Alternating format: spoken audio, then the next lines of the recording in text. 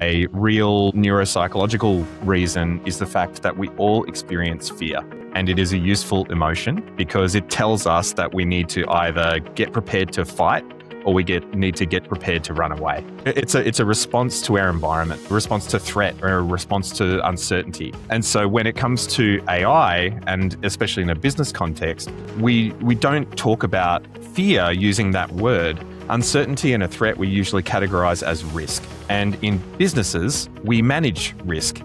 We work out whether we're going to fight it or whether we're going to run away, and we do it in a structured way, and we be smart about it, and we try and be rational about it so that we can get the best result for our business and our customers and our workforce.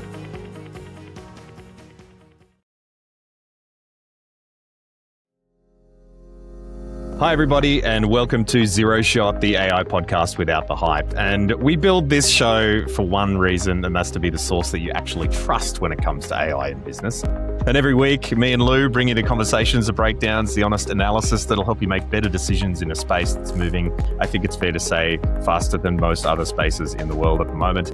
I'm James Gauci, CEO of Cadent, and we build and govern AI systems in high-risk circumstances like the public sector and the health sector. And as always, I'm here joined by Llew Jury. How's it going, Lou? G'day, James, and hello to everybody all over the world, and a big welcome to anybody joining this episode and pod for the first time. I'm Llew Jury, the Managing Director of Advanced AI, where we build quality AI solutions for all Australian businesses. And James and I are two people who live inside this crazy world, this industry that's just changing rapidly every day. And we know about all the noise that's going on, and it appears genuinely overwhelming right now for a lot of people and a lot of businesses. And that's why we're doing this together. And it's exactly why we built this podcast called Zero Shot. It's for everybody out there looking for a steady hand through the AI revolution. Yeah, and we've spent a run of episodes now talking about how to use AI well and improve our AI practice as individuals and organizations. But today we're going to go somewhere a little bit more human, and we're going to talk a little bit about the anxiety that is arising from the advent of AI in society and in the workplace and in our experience of life, basically,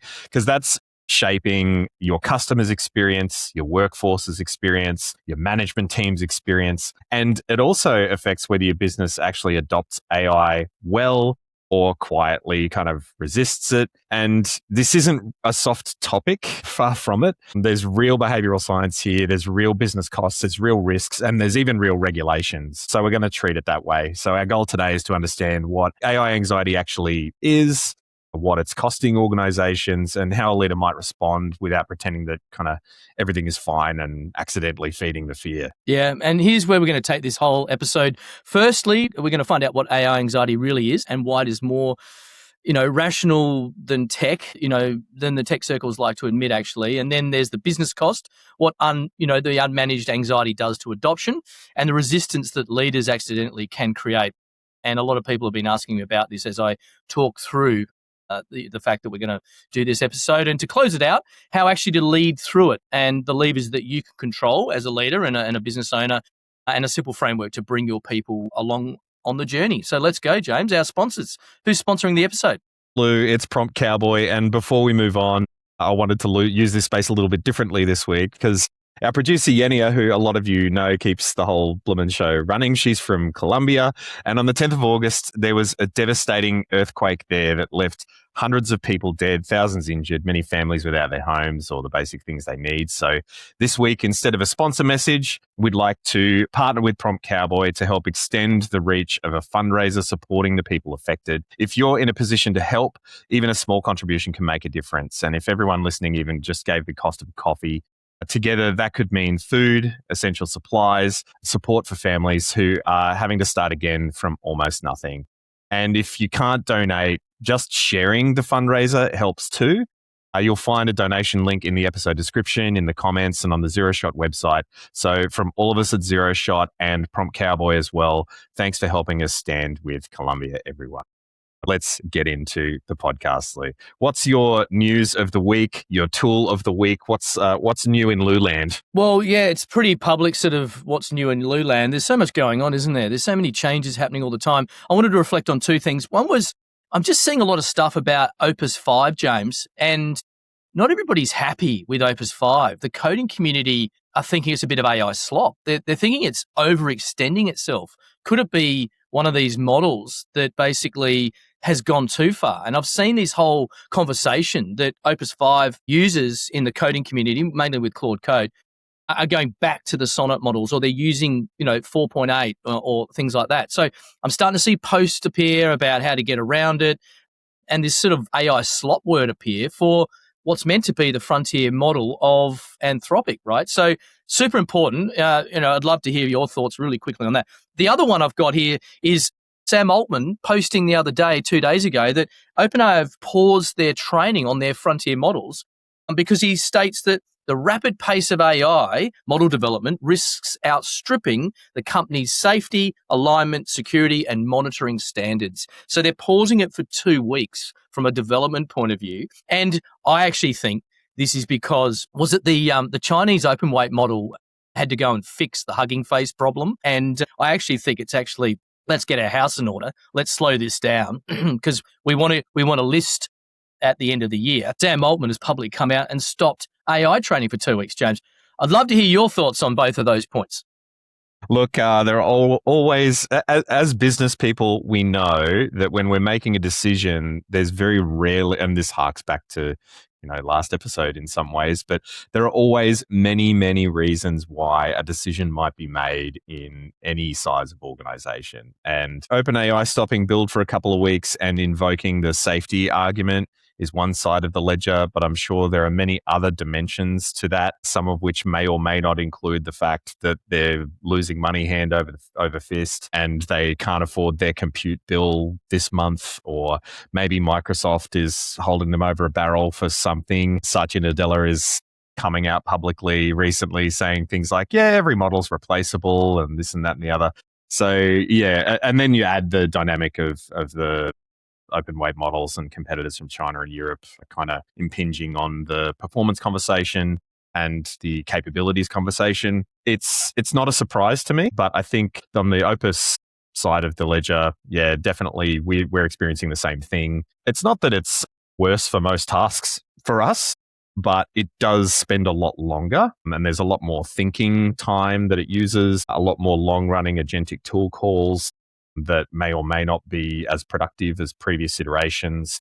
My experience personally is that you don't need to direct it quite as much, but it's like there's a trade-off there where it might go down a rabbit hole by itself for a while. And if you're not an effective prompt or context engineer, if you don't have the ability to kind of modify the harness that you're using to control the model, yeah, I mean, if you give it vague context or a vague instruction, and you send it off down the rabbit hole, you don't know where it's going to end up, but there are ways to control for it. I think it's a little bit overblown personally as an everyday Opus 5 user. But on the flip side, there are decisions, architectural and business, that Anthropic have made, which may include something that we've alluded to already as well on the podcast, that OpenAI, Anthropic, the big frontier labs, they don't have the data that they need anymore. They've reached diminishing returns with the data that they have. And one of the only ways to get more data is to go deeper into systems and be a little bit more exploratory of the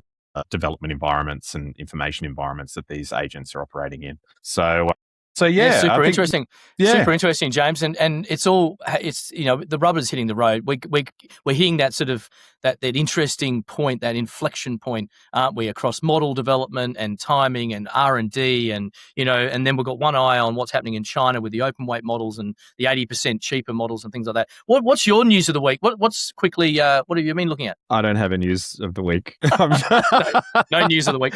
No, you've been doing a lot of training. Yeah, but also, I have been doing a lot of training, and I think all of the things that are in my mind at the moment, we just talked about, the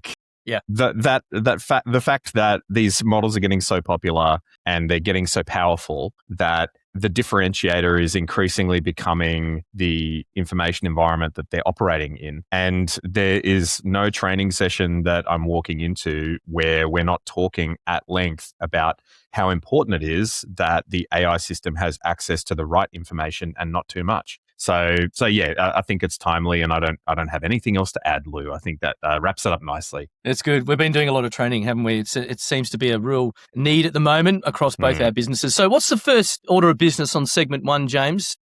It's about the signals, I suppose, of this thing called AI anxiety. My question for you is, when we say AI anxiety, what are we actually talking about here? And is it not understanding it, or is there is there a fear factor out there? Is it about taking your job? What is AI anxiety? Yeah, I think when we talk about AI anxiety, it can be as loosely applied as the word AI can be in some ways. So it might help to scope this conversation to the anxiety that people feel in their work, the anxiety that customers feel when interacting with organizations and businesses, the anxiety that we feel about the fact that AI is experiencing its rise at the same time as everything feels a bit economically shaky, and that all contributing to each other. And so I think, yes, there is a dimension, to answer your question specifically. I think there is a dimension of lack of understanding, and that's okay. These are complex systems, and that's why training is so popular at the moment. Everybody's like, yeah, but how do these things actually work? But genuinely fearing it'll take your job, yeah, and that's going to be a management decision at the end of the day. But job displacement is a real live risk to people's livelihoods, and in times of economic uncertainty, that's where our minds go to. So as leaders of businesses, when we consider fear and anxiety within our organizations, oftentimes the intuition is to kind of coach people out of it, like lead people out of it. No, we're fearless. We don't experience anxiety here. We have to be confident. We have to move with purpose, et cetera, et cetera. And I think that may be a little bit of an anti-pattern in this circumstance because, and there are a lot of different reasons for this, but a real neuropsychological reason is the fact that we all experience fear, and it is a useful emotion because it tells us that we need to either get prepared to fight or we need to get prepared to run away. Yeah, and fight or flight. Yeah, it's a response to our environment, and a response to threat or a response to uncertainty. And so when it comes to AI, and especially in a business context, we don't talk about fear using that word. Uncertainty and a threat we usually categorize as risk. And in businesses, we manage risk. We work out whether we're going to fight it or whether we're going to run away, and we do it in a structured way, and we be smart about it, and we try and be rational about it so that we can get the best result for our business and our customers and our workforce. And so this is one of those circumstances where AI as a vector for fear can be treated as an inherent business risk in itself, Lou.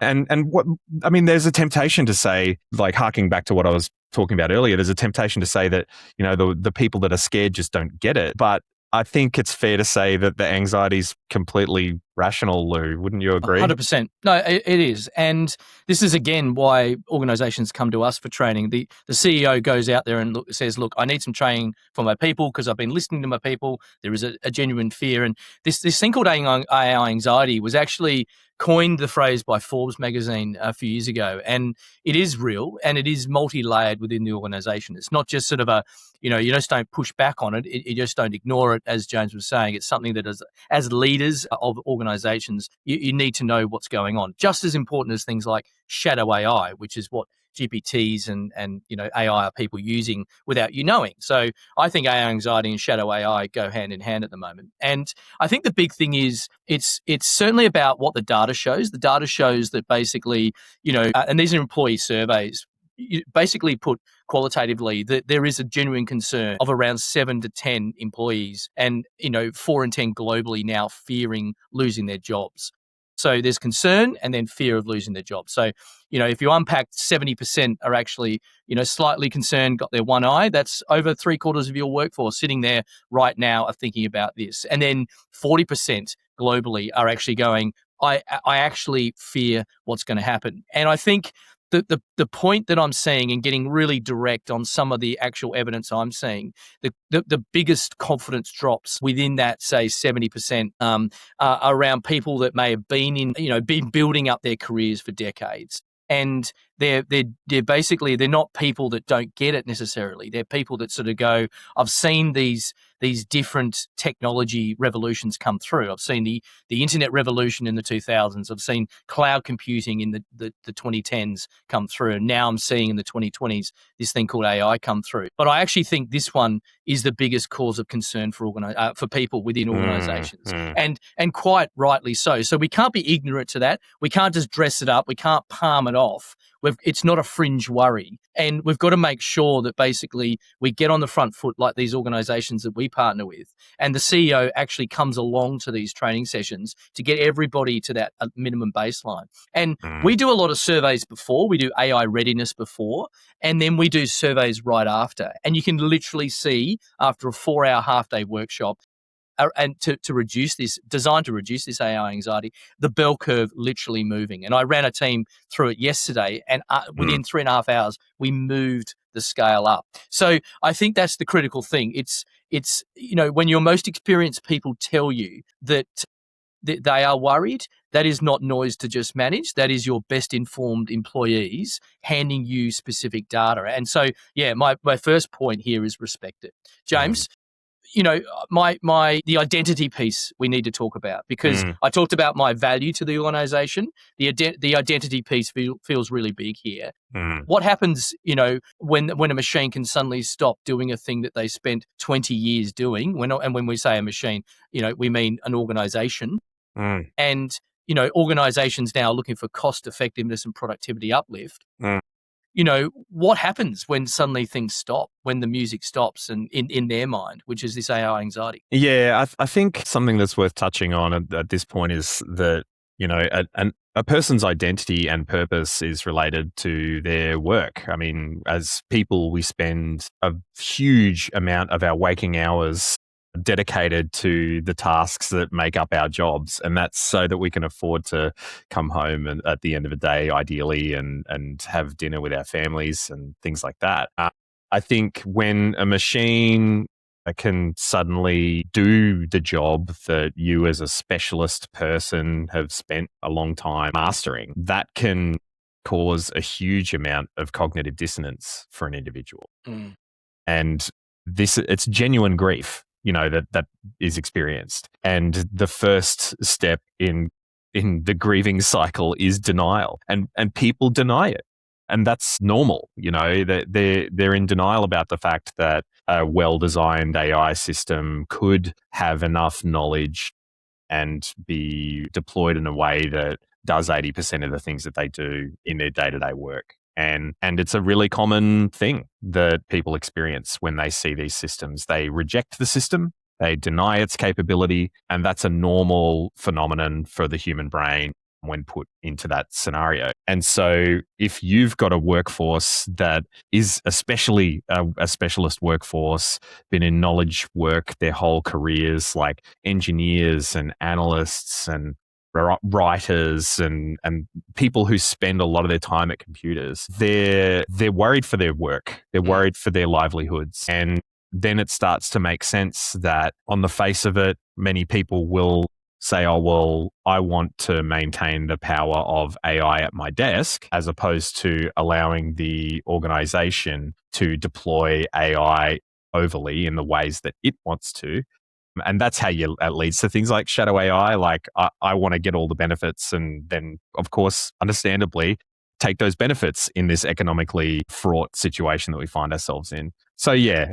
So there's that leads to that behavior, the cognitive dissonance, but then like bringing it back to purpose. If you take away people's purpose, that leads to not just anxiety, but a whole raft of downstream effects that can affect productivity in any organization. Yeah, absolutely. And I just want to talk about an organization that I've been working with for about 18 months on this as well. And what they've done, to answer James's comments there, which are absolutely relevant, is actually repurpose people and identify upfront from an organizational change point of view, a workforce change area, and say, look, we're not going to have as many people in this area because we're going to put some automation and AI into it, but we're going to repurpose you over here. And actually, we're going to upskill you and give you better opportunities, within this new area. And that was actually in the AI area. And we actually took someone from a customer contact center and moved them to become an AI, not an AI engineer, but like an AI support person, AI project manager. And they're flourishing, absolutely flourishing. There was no cost change to the business, so the salary didn't change, but the upskilling opportunity of that person now and just the confidence of that person that knows everything about the business. And this is the critical piece. Often it's the people within the organization that are the most experienced, that know every single corner of every part of your business, are going to be the ones that could find themselves having the most AI anxiety, because they can actually see what actually happens when you put in true automation or true AI into an organization in these areas that they know could actually become more efficient. The other piece to this is about it's the question around what is your most important things you've wanted to do that you haven't been able to get to, that actually are part of your value and your identity as well. So do you want to be more strategic? Do you want to fix that particular project? Do you want to go and build that new app? Do you want to go and do something, that will actually medium to long term increase revenue and increase profitability within the business? And that putting in AI and automation and then, encourage them to go and do that reduces AI anxiety in the process, James. And that's probably a good jumping off point to, the costs that are incurred that relate to AI anxiety, because of course there are those opportunity costs there that you just talked about, but also the fact that, an unmanaged anxiety or an unmanaged risk or an unmanaged fear, it doesn't stay just a feeling. It can breed into a kind of resistance and culture problems within an organization. And if people are anxious, in what you've seen, Llew, what does that do to adoption? Can a business accidentally and in an unintentional way create the resistance that they then go on to complain about? Well, I'll use my training as an example. We often get really positive training groups. We'll have 30 people across 2 days, 15 each day. And within each of those cohorts of 12 to 15 people, you'll always have the bell curve of life, I call it. So you always have the early adopters and you'll have some laggards in there, right? So you'll have the whole sort of stack. And those laggards are probably the biggest risk. And surprisingly, often it's some of the younger people that might be using shadow AI there that are actually the most anxious. And they'll show defensive behaviors during the first part of that training course. They might show up a bit late.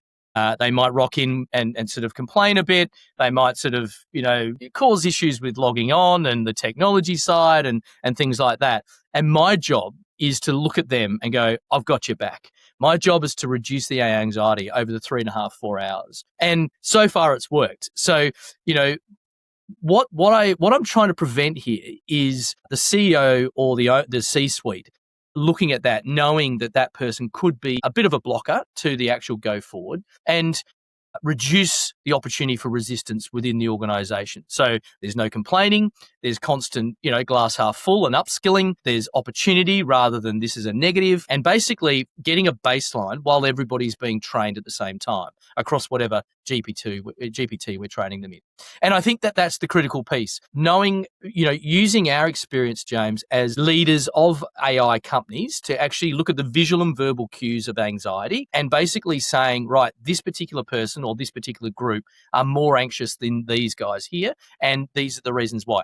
The other one I would give, other tip I would give is talking before if you go and do workshops or you go and work with anybody, even take it back to your team, doing a bit of a survey or going and do one-on-one coffee catch-ups with people that have been identified that maybe may, be more susceptible to AI anxiety, and go and have a coffee and say, look, we're going to go and do some training. What do you need from us? Could you actually lead some of the program? Could you be an AI ambassador? Could you actually be someone that really wants to, go from what you think is the perception of the worst user of AI to the best user of AI. So, yeah, James, that's where I'm sort of saying if people are anxious, grab the bull by the horns, get in there early and basically don't sort of try and manufacture it. Actually, just go for it and meet it head on and say, I want you to actually be part of this. James, most AI training is on the tool, as we've been talking about. And, it's about prompting and things like this. Where does most of the training miss the point that the real fear, is in AI anxiety back at their work, not just in the training session they're doing? And what does this mean when I leave the room for me? And it kind of speaks a little bit to your comment there of like grabbing the bull by the horns. Like, how might we do that? And how can we do that in a way that is constructive as opposed to adversarial? And a lot of the time, the limitations that I see in AI training courses and so on is they don't establish effectively enough a common language for talking about these challenges. And that's a governance issue in and of itself. So when, for example, an organization is saying, yep, all of our agents are a project, for example, and they have to go through a risk assessment and so on. But everybody on their computers every single day has the create new agent button sitting there right next to them. If we don't, are we talking about the same thing in that moment between the policy and the experience of the actual piece of software?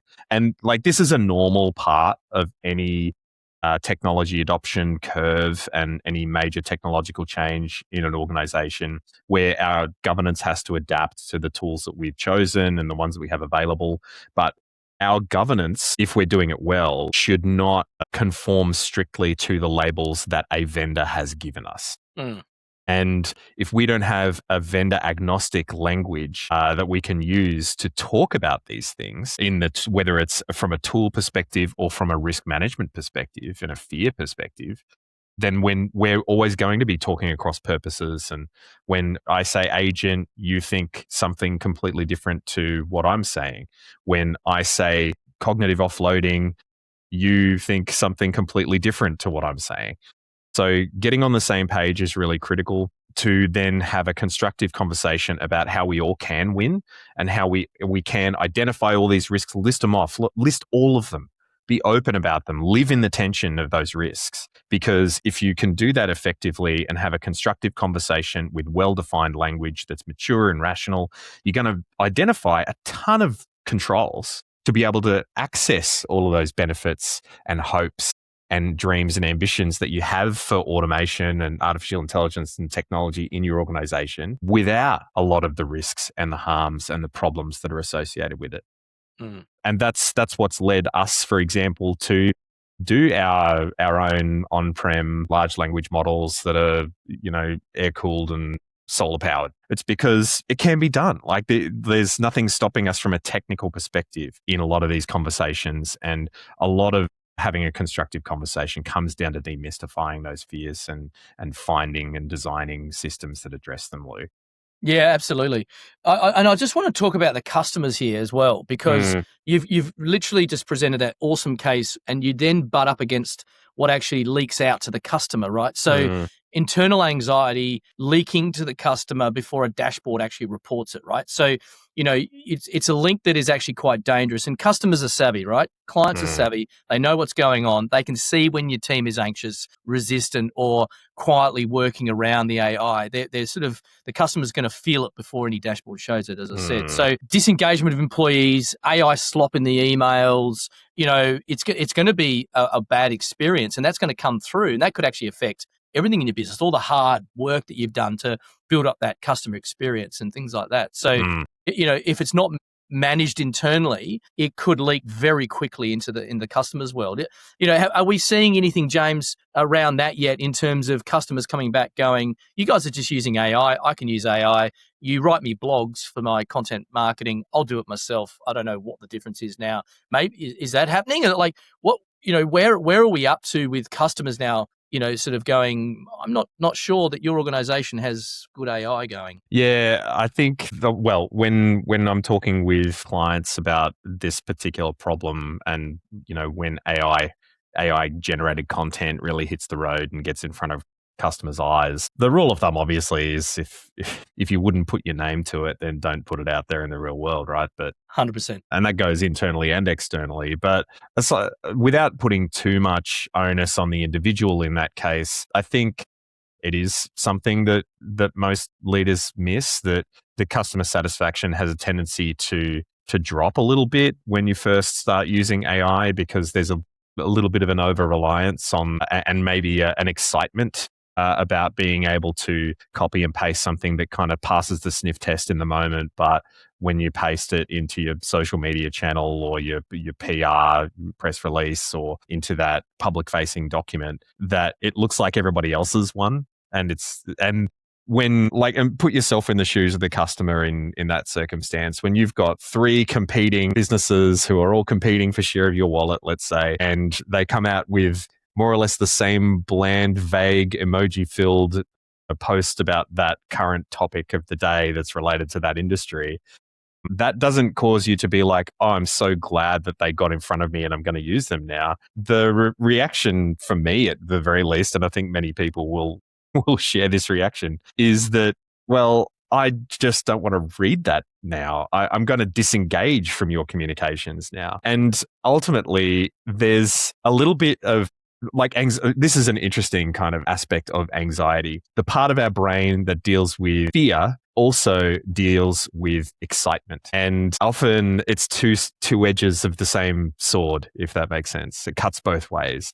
And when, for example, the marketing team gets super excited that they can make 1,000 Facebook posts this month, where previously they were doing 20, that can have an unintended negative consequence.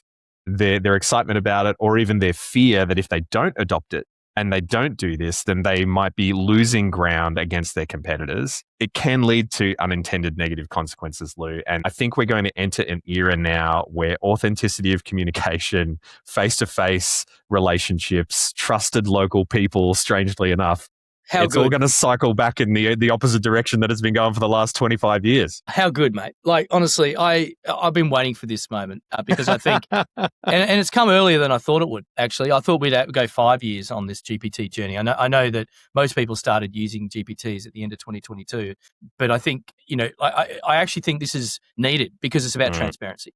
And I think the critical piece for us is that basically, it's going to become your competitive advantage. And there's 2 examples there that I want to talk about. So as AI sort of floods everything that goes to the customer, the scarce thing that becomes visible and accountable is the humanity piece. It's the social connection and the nuances. And we often talk about this when we meet with clients. 2 things we sort of say is, I just built this whole slide deck using AI. So up front, I'm doing a 4-hour training course with you guys and showing you all through all these awesome GPTs. But this was actually built using Claude, because Claude's great with PowerPoint, right? And slides. Of course, I did this, and this, and I changed this, and this, and I made, these are the nuances about you, and, I updated it. But you can sort of see them going, awesome, I want to do some of that too, and I want to bring the human connection to it. So thank you for the transparency. The other one we're seeing, James, is now we're talking about Claude and, ChatGPT as verbs. So I got Claude to do this for me. It's go and Google it was 20 years ago. And it became Let me Google that for you. Let me Google that for you. Let me Claude that for you.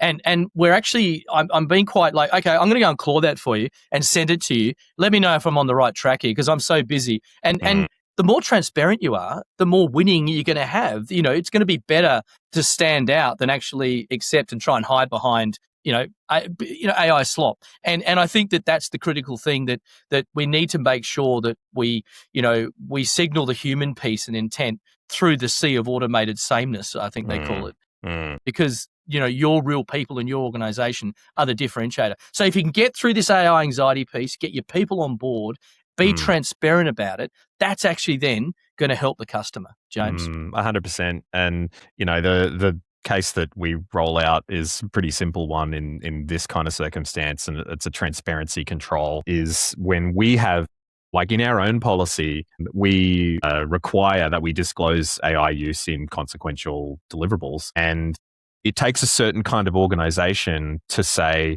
we used Opus 4.8 in the construction of this document, and we used it for text summarization, text synthesis, scaffolding and ideation. We have established AI policy. And if you would like to take a look at our working documents that contributed to this document or our AI policy itself, please let us know. Like that inspires far more confidence in, even if your document does have an AI flavor about it. The fact that you're able to deliver that and say, yes, we stand by this work to the extent that we're going to tell you everything about it, it's it's a different feeling, and it can kind of turn that anxiety that as a customer that the customer might experience into actually a vote of confidence in you. And again, everything that is old is new again, Lou. The authenticity is coming back. It is, and leadership as well. So leading through this is an important part, which brings us to our final topics of discussion, James, in terms of, the payoff and, what stays human, to your points, and where the practical actually hits and sort of the trust piece. So what about some frameworks, James? We've been talking about frameworks and embedding those, and a simple framework to lead through anxiety is around sort of three core areas called CAM, which is communicate, acknowledge, and maintain agency, right? So communicate being explaining what is happening and why. I think that is the first thing that you can do right now in your business. Go in there and have a conversation.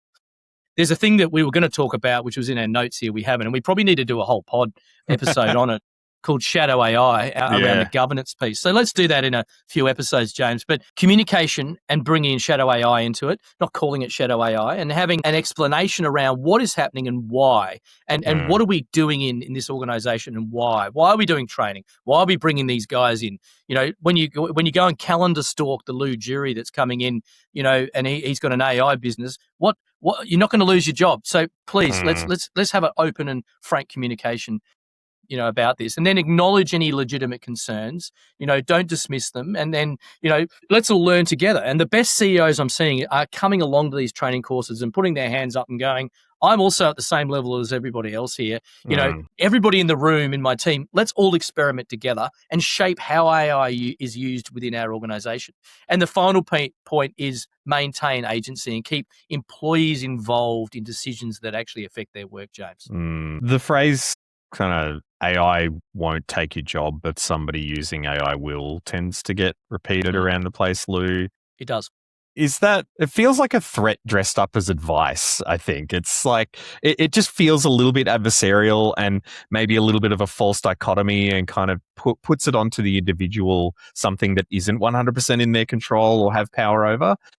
What do you reckon? Look, everybody's been using it, and I used it the other night, last Tuesday night. I gave a keynote speech. This week, I gave a keynote speech to a bunch of first years at one of the university residences. And I basically I was meant to do 10 minutes. Of course, I went over. I talked too much. I said I could be here for hours. And they were all I could see a few heads dropping when I got to my AI section. And they wanted me to talk, the college wanted me to talk to them about AI and the importance and relevance of their first year at university and what's going to happen in 3 to 4 years. So I gave that line. Someone might be using AI better than you. So, and suddenly the heads, lift up and they sort of went, okay, what else is he going to say? So I deliberately followed it up with a statement that I put on LinkedIn this week, which is about, I want you to think about if you're going for a job and it's you and someone else, why are they going to get the job? And I used an example from 2008, which was, I don't have time to discuss. But anyway, I said, you need to be creative, you need to actually use the tools, and you need to be a builder. So I actually followed it up with the reasons why, which comes back to leadership, I think, in terms of explaining that, I'm not going to replace you, talking to your staff. I'm not going to replace you with someone else out there that's using AI, but I want you to actually learn and be a builder and be creative, because that's much more of a proactive glass half full than what you refer to, James, as sort of a bit of a negative statement. But I think it's still important to tell people that they need to understand that there's people out there that are skilling up. And I think the other critical thing here is interviewing people recently for a forward deployment engineer role. The person that got that was actually a bit younger, because I actually think some of the older people are trying to go back and make sure they now reskill to bring themselves up to the same levels and standards that these young people coming through who are AI'd are actually doing, James. So, I think that's I can piggyback off that a little bit, and just to say that I think that, 100%, I agree. In the market for labor, AI skills are increasingly being, they're critical in a lot of circumstances, especially when you run an AI consultancy like the both of us. But I think the onus is still on the employer themselves to have the maturity to be able to say, well, I know that if I don't get good at developing my own organization to grow these kinds of people myself, I might be missing out on some of the best talents, some of the most creative talents, some of the most ambitious talent who are really principled, and maybe AI refuses by principle until we're able to say things like, what are those fears that you have? And if you can overcome those fears collectively, that can open the doors to an entirely new and different collection of people who might change your business for the better.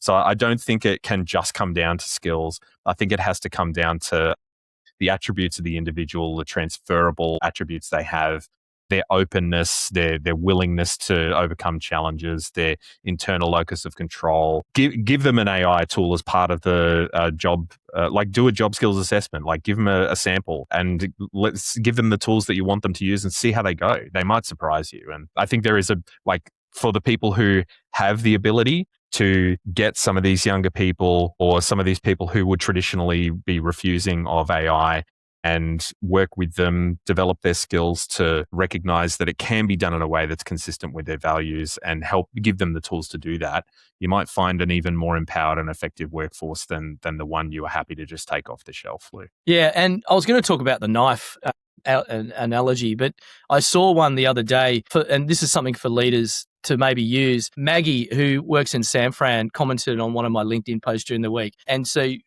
she was talking about that thought provoker, saying AI is not competing with you for a job. The graduate sitting next to you is. So be creative, be the one in the room and be a builder, which was my statement. She went one step further, Maggie, and she said, think of AI as a pencil. The pencil itself is not going to replace you. But if you don't know how to write with the pencil, you will maybe not get the job. So I actually like that. I was like, right, this is a really good sort of way to have a conversation with people and say, in your organization or new hires or whatever it might be, keep upskilling, let's go and do some training. Let's all get to the same baseline and let's reduce this AI anxiety piece, James. So yeah, what about leaders? Very quickly on leadership. Leaders are often rocking up to your meetings and businesses, and they're anxious too, and they may be saying it in private. Am I moving fast enough? Am I spending too much? Am I picking the wrong platforms, doing the wrong POCs? I've got FOMO because a mate of mine who's also a business owner is doing something amazing, things like that. Does this lead to bad decisions, James? Yeah, I mean, if you rush, this seems kind of a bit basic for our audience in some ways, but it bears mentioning again. If you're rushing to decisions, you're probably using one part of your brain and forgetting the other part of your brain. Like there's the old Navy SEALs saying, slow is smooth and smooth is fast. If you're deliberate and intentional and you're operating in the interests of your organization and your workforce and your customers, you're rarely going to put a foot wrong. And yeah, of course, there will be times where you do, but that's life. But if you can find alignment amongst all your various stakeholders, you're going to be creating mutual value. And that's the whole point of business, guys. It's to create more value where there was none before. And like this is the core tenement of what it is that we do as business people, is to generate new value for ourselves and for our shareholders and for society and everything, right? So I think if we get into that mindset of alignment, then you won't, and you operate in step with your stakeholders, I don't think there's much you can do wrong, Lou. And you're probably going to find that you've developed better AI systems for you, for your company, for your customers, and for your community than you would have otherwise. And that'll lead to trust from people in you as an organization and as a leader. You know what? I love you, James, because what you just did there was do your takeaway. You just did the insights to this whole episode, and you just seamlessly blended it into the end of that last segment. That was an accident, Lou. I guarantee it. That is an art form of 31 episodes of this amazing pod. So let's do some wrap up. Let's talk about next week and close this awesome episode out. I just thought I'd really quickly finish on that as well about the leadership transformation piece.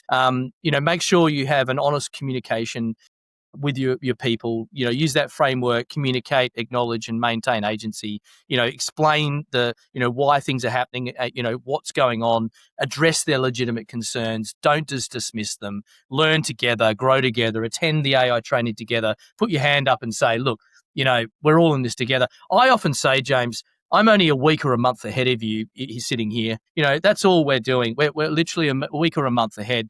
we kind of know what's going on because we're in it every single day, right? But that's my hot tip is communicate, acknowledge, and maintain the agency. So yeah, amazing. So this has been an awesome episode. I just want to give a shout out to next week because next week is going to be one of our amazing first out of the studio experiences. And we're going to be recording live from the Green Room at the Tivoli in Brisbane during the Something Digital Festival here in Fortitude Valley, and surrounded by some of the people shaping what comes next in technology, business, and AI. They're actually flying in global experts in AI. It's going to be amazing. So the timing couldn't be better. AI is moving faster into our organizations, offering up things like AI anxiety and shadow AI. And some of the biggest questions are no longer what about is the technology is about. It's about what happens and how does it change us and how do we move faster without losing this whole thing about human agency. So the whole thing about leadership and trust coming back through, which skills, we're going to talk about the actual agenda and the program,